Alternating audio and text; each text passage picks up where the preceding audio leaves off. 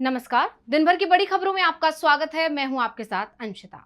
आज इस बुलेटिन में बात होगी बिहार की वोटर लिस्ट पर चुनाव आयोग के जवाब की, स्वतंत्रता दिवस पर पीएम मोदी के बयान पर विपक्ष के पलटवार की, देखेंगे मल्लिकार्जुन खड़गे ने कैसे बढ़ा दी बीजेपी की मुश्किल, तेजस्वी के तंज को लोग जिंदा नहीं वो कैसे फहराएंगे राष्ट्रीय ध्वज, जानेंगे पंचायत चुनाव को लेकर क्यों बीजेपी सरकार पर भड़का हाई कोर्ट, और बुलेटिन के आखिर में देखेंगे जाने माने कार्टूनिस्ट इरफान की किस खबर पर पड़ी तिरछी नजर। लेकिन दिन भर की तमाम बड़ी खबरों से पहले एक नजर आज की सुर्खियों पर। जगदीप धनखड़ को लेकर नई अपडेट। उपराष्ट्रपति एनक्लेव में रह रहे धनखड़ 21 जुलाई से नहीं थी कोई अपडेट। किश्तवाड़ में बादल फटने के बाद लगातार बचाव कार्य जारी, अब वायुसेना संभालेगी बचाव अभियान की कमान। फारूक अब्दुल्ला ने जताई 500 से ज्यादा लोगों के दबे होने की आशंका। सीजेआई बीआर गवई का बयान, कॉलेजियम सिस्टम को बताया सही, बोले सुप्रीम कोर्ट नहीं है हाई कोर्ट से ऊपर। सरकार ने किया 2 स्लैब वाली जीएसटी संरचना लाने का ऐलान, अगले महीने की बैठक में इस पर लिया जा सकता है फैसला। दैनिक उपयोग की चीजों पर कम हो सकता है टैक्स। ये तो थी सुर्खियां, अब बात आज की सबसे बड़ी खबर की। सुप्रीम कोर्ट ने चुनाव आयोग को आदेश दिया था कि वो 65 लाख लोगों के नाम सार्वजनिक करें जिन्हें उसने वोटर लिस्ट से हटा दिया है। पहले कोर्ट ने इन नामों की लिस्ट मांगी थी, लेकिन चुनाव आयोग ने लिस्ट देने से इनकार कर दिया था। लेकिन अब चुनाव आयोग से ये लिस्ट सार्वजनिक करने को कहा गया है। चुनाव आयोग की तरफ से भी अब सुप्रीम कोर्ट के आदेश पर जवाब आ गया है। तो क्या चुनाव आयोग मानेंगे सुप्रीम कोर्ट का आदेश, और कब तक जारी हो सकती है ये लिस्ट, देखिए रिपोर्ट। बिहार विधानसभा चुनावों से पहले स्पेशल इंटेंसिव रिवीजन में 65 लाख से अधिक नाम हटाए जाने पर सुप्रीम कोर्ट का आदेश सामने आया। सुप्रीम कोर्ट ने चुनाव आयोग से कहा कि वो 65 लाख लोगों के नाम सार्वजनिक करें और ये भी बताए कि ये नाम क्यों काटे गए हैं। बीएलओ ऑफिस के बाहर भी ये सूची लगाई जाए। अगर किसी के परिवार का कोई नाम वोटर लिस्ट से हटाया गया है तो उस परिवार को ये जानकारी होनी चाहिए कि परिवार के सदस्य का नाम क्यों हटाया गया। अब चुनाव आयोग की तरफ से ये बता दिया गया है कि वो सुप्रीम कोर्ट के आदेश का पालन करेंगे। सुप्रीम कोर्ट के आदेश के बाद चुनाव आयोग ने कहा कि 20 अगस्त से सभी सियासी दलों को बीएलओ की तरफ से सूची सौंप दी जाएगी, जिसमें जो लोग अब दुनिया में नहीं हैं या जिनके नाम 2 जगह वोटर लिस्ट में दर्ज हैं या फिर स्थायी रूप से दूसरे स्थान पर चले गए हैं, सूची में शामिल न किए गए मतदाताओं की सूची कारण सहित ड्राफ्ट रोल में डाली जाएगी, जिसे जिला निर्वाचन अधिकारियों और मुख्य निर्वाचन अधिकारी की वेबसाइट पर बूथवार ईपीआईसी संख्या से खोजा जा सकेगा। इसके साथ ही चुनाव आयोग ने अब एसआईआर की प्रक्रिया में आधार को भी शामिल करने का ऐलान कर दिया है। चुनाव आयोग की तरफ से कहा गया है कि ड्राफ्ट सूची में जो लोग शामिल नहीं हो पाए हैं वो आधार की एक प्रति के साथ दावा दायर कर सकते हैं। यहाँ आवेदक केवल वे लोग हो सकते हैं जो ड्राफ्ट सूची में नहीं हैं। साथ ही जो नाम काटे गए 65 लाख लोगों में भी शामिल नहीं है, केवल वही लोग दावा दायर कर सकते हैं जो नियमों के अनुसार फॉर्म 6 में होना चाहिए। इसके साथ ही फॉर्म 6 में पहले से ही आधार शामिल है। यानी साफ है, चुनाव आयोग ने सुप्रीम कोर्ट के आदेश के बाद विपक्ष के सामने पूरी तरह से घुटने टेक दिए हैं। एसआईआर को लेकर चल रहे विवाद में चुनाव आयोग विपक्ष के सामने घुटने टेक चुका है, तो पीएम मोदी के लाल किले से दिए भाषण पर भी विवाद शुरू हो गया है। विपक्ष ने पीएम के बयान पर सवाल उठा दिए हैं, तो क्या कहा पीएम ने, देखेंगे रिपोर्ट में। 79वें स्वतंत्रता दिवस के मौके पर लाल किले से भाषण देते हुए पीएम मोदी ने जब आरएसएस की जमकर तारीफ की तो राजनीतिक गलियारों में सरगर्मी तेज हो गई और मोदी विपक्ष के निशाने पर आ गए। हर कोई इसे मोदी की मजबूरी बता रहा है। वहीं आरजेडी नेता मनोज झा ने तो ये तक कह दिया कि आज फर्क करना मुश्किल हो गया कि चुनावी भाषण है या लाल किले की प्राचीर से देश के लिए संबोधन है। आजादी का दिन है, आरएसएस की भूमिका पर चर्चा होती तो हमें बेहद खुशी होती। एक सांस्कृतिक संगठन है, लेकिन आजादी में उसकी भूमिका का मूल्यांकन देश के प्रधानमंत्री को करना चाहिए ना। बस आज के उनके भाषण से मुझे लगा कि वो डॉग व्हिस्टलिंग से, पार्टीजन पॉलिटिक्स से कभी ऊपर नहीं बढ़ पाते हैं। आप कल्पना कीजिए, ट्विस्ट विथ डेस्टिनी वाले भाषण से आज हम कहां पहुंच गए हैं कि फर्क करना मुश्किल हो गया कि ये चुनावी भाषण है। वहीं सांसद अखिलेश यादव ने पीएम पर तंज कसते हुए कहा कि ये मुंह से स्वदेशी और मन से विदेशी हैं। जब भारतीय जनता पार्टी के प्रधानमंत्री जी हैं और भारतीय जनता पार्टी का जब पहला अधिवेशन हुआ था, भारतीय जनता पार्टी ने तय किया था कि सेकुलर एंड सोशलिस्ट रास्ता अपनाएंगे, लेकिन संघ का और उनके परिवार के लोगों का जो संघ परिवार है उसका रास्ता सेकुलर और सोशलिस्ट नहीं है।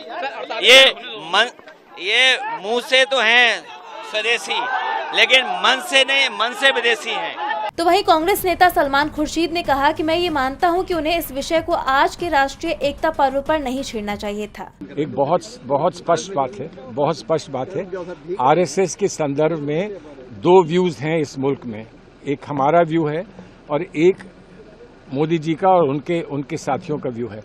हमारा व्यू और उनके व्यू में बहुत बड़ा अंतर है और ये एक बहुत बड़ा विषय है हमारे देश के डिस्कोर्स में, हमारे देश के संवाद में। ये एक बहुत बड़ा विषय है।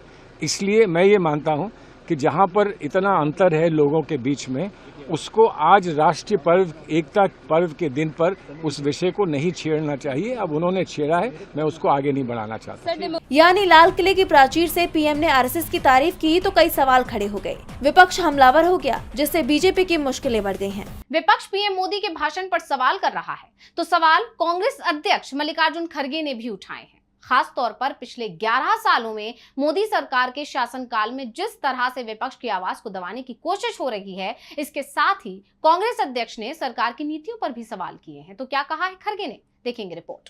कांग्रेस अध्यक्ष मल्लिकार्जुन खड़गे ने स्वतंत्रता दिवस पर एक वीडियो संदेश जारी कर चुनाव चोरी के मुद्दे पर बात की। देश के लोकतंत्र के भविष्य को लेकर गंभीर चिंता व्यक्त करते हुए खड़गे ने आरोप लगाया कि सत्ताधारी दल चुनाव जीतने के लिए गलत तरीकों का सहारा ले रहा है। उन्होंने चुनाव आयोग पर निष्पक्षता खोने का आरोप लगाते हुए कहा कि स्पेशल इंटेंसिव रिवीजन यानी एसआईआर के नाम पर विपक्षी वोटों को बड़े पैमाने पर काटा जा रहा है। बड़े पैमाने पर चुनाव में गड़बड़ियां सामने आ रहे हैं। स्पेशल इंटेंसिव रिवीजन के नाम पर खुलेआम विरोधी पक्ष के वोटों को काटा जा रहा है। जो जीवित है उन्हें मृत बना दिया गया।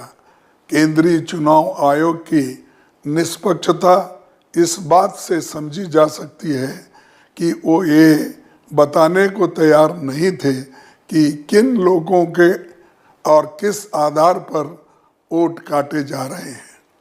खड़गे के मुताबिक चुनाव आयोग ने इस मामले में पारदर्शिता नहीं दिखाई और सुप्रीम कोर्ट के दखल के बाद ही वोटर लिस्ट को सार्वजनिक करने का आदेश दिया गया। खड़गे ने कहा कि बड़े पैमाने पर चुनाव आयोग ने 65 लाख वोट काटे, जिससे ये संकेत मिलता है कि ये अभ्यास बीजेपी को फायदा पहुंचाने के लिए किया गया था। उन्होंने बताया कि राहुल गांधी ने सबूतों के साथ चुनाव में हुई गड़बड़ियों को उजागर किया है और पार्टी अब महाराष्ट्र के साथ बाकी राज्यों के चुनावों में भी ऐसी ही धांधलियों की गहन जांच कर रही है। इसके साथ ही खड़गे ने यह भी बताया कि पार्टी ने कार्यकर्ताओं से अपने बूथों की वोटर लिस्ट की बारीकी से जांच करने की अपील की है ताकि गड़बड़ियों को उजागर किया जा सके। खड़गे ने बताया कि कांग्रेस ने एक वेबसाइट भी लॉन्च की है जहां नागरिक ऐसी गड़बड़ियों की जानकारी दे सकते हैं। इसके साथ ही उन्होंने आखिर में राहुल गांधी के 17 तारीख से बिहार के सासाराम से शुरू हो रही वोट अधिकार यात्रा का भी जिक्र किया, जिसके तहत पार्टी न सिर्फ वोटिंग के अधिकार के प्रति लोगों को जागरूक करेगी बल्कि बिहार चुनाव को लेकर अपनी जमीन भी मजबूत करने का काम करेगी। मोदी सरकार और चुनाव आयोग दोनों ही विपक्ष के निशाने पर हैं। आरोप ये लग रहे हैं कि बीजेपी चुनाव आयोग की मदद से बिहार चुनाव जीतने की कोशिश में है और इसीलिए एसआईआर की प्रक्रिया बिहार में शुरू की गई, जिसे लेकर तेजस्वी यादव ने खुला पत्र लिखा है जिसमें सवाल किया है कि जिन लोगों को चुनाव आयोग ने अब जीवित नहीं माना है वो कैसे झंडा फहराएंगे। तो क्या कहा है तेजस्वी ने, देखें रिपोर्ट। आरजेडी नेता तेजस्वी यादव ने स्वतंत्रता दिवस के मौके पर बिहार के लोगों को एक खुला पत्र लिखा। इस पत्र में उन्होंने चुनाव आयोग के चलाए जा रहे वोटर लिस्ट रिवीजन प्रक्रिया के तहत जीवित लोगों के नाम हटाए जाने और जो लोग जिंदा नहीं हैं उनके नाम जोड़े जाने का गंभीर आरोप लगाया। उन्होंने इसे तानाशाही बताते हुए इसके खिलाफ लोगों से एकजुट होकर आवाज उठाने की अपील की।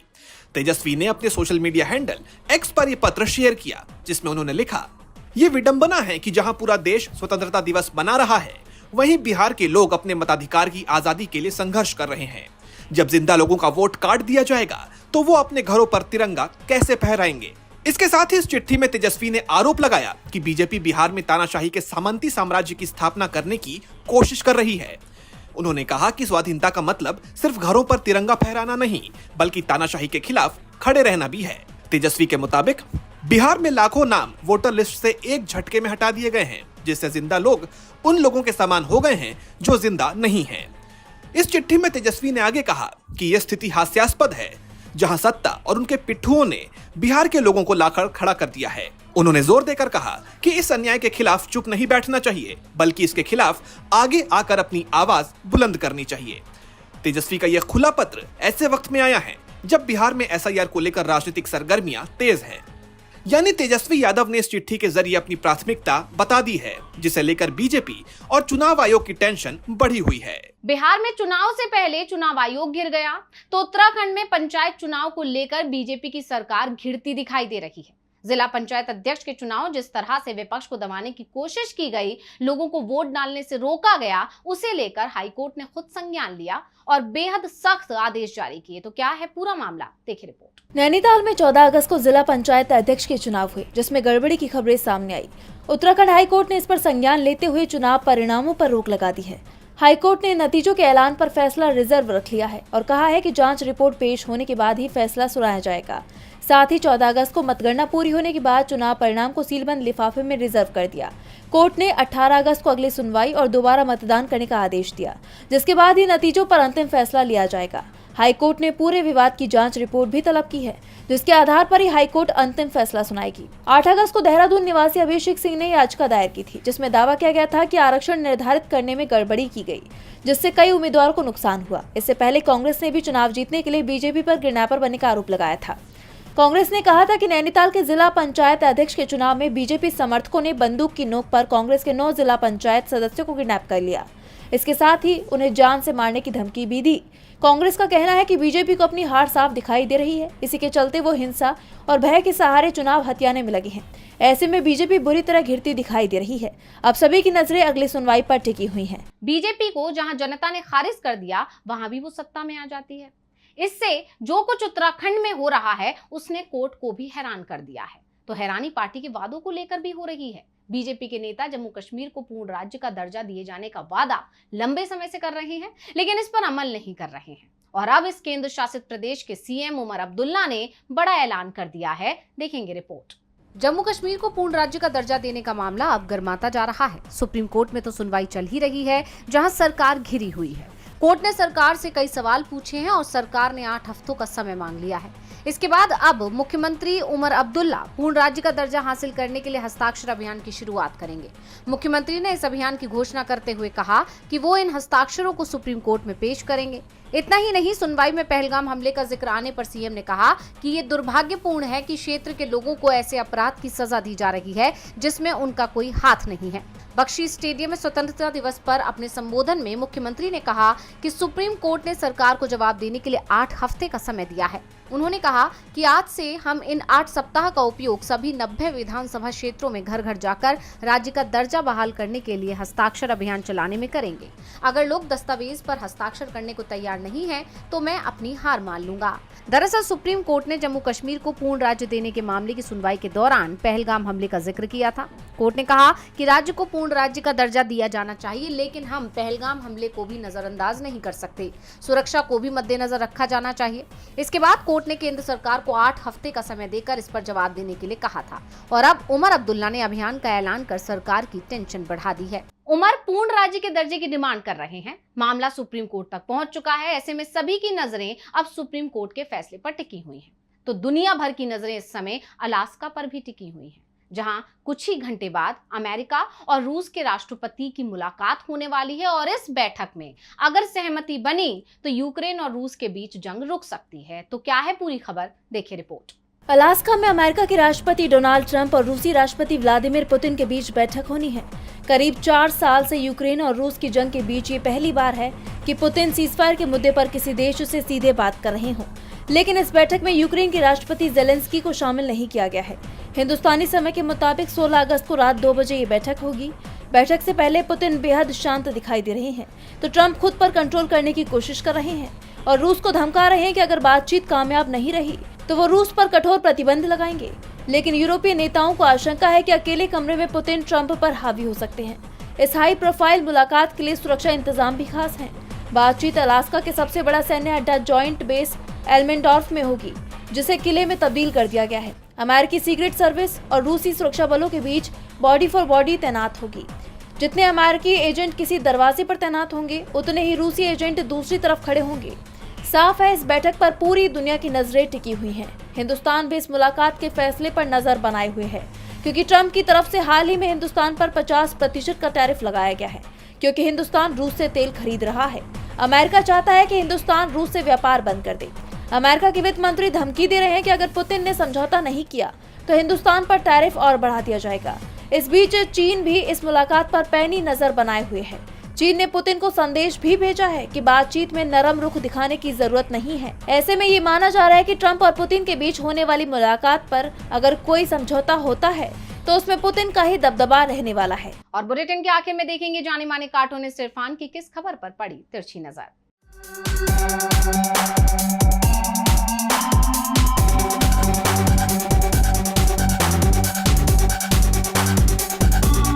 बदली बदली सी सरकार या बदले बदले से सरकार नज़र आ रहे हैं।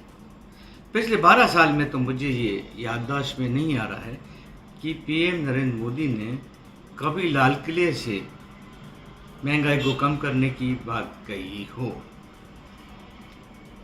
उन्होंने कहा कि जीएसटी के स्लैब को कम कर दिया जाएगा, 2 ही स्लैब रहेंगे, महंगाई इससे कम होगी, चीज़ें सस्ती मिलना शुरू हो जाएंगी।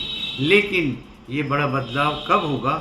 जब दिवाली होगी और दिवाली पर मैं आपको एक तोहफा दूंगा। लेकिन चालाक जनता भी समझ गई। वो कह रही है कि ये सब बिहार चुनाव को देखते हुए हमको फंसाने का एक चारा हो सकता है। अरे भाई, जब चुनाव आयोग जी का जो फॉर्मूला है वो कामयाब नहीं होगा तो फिर जीएसटी के स्लैब को कम करना, महंगाई को कम करना, यही सब तो किया जाएगा।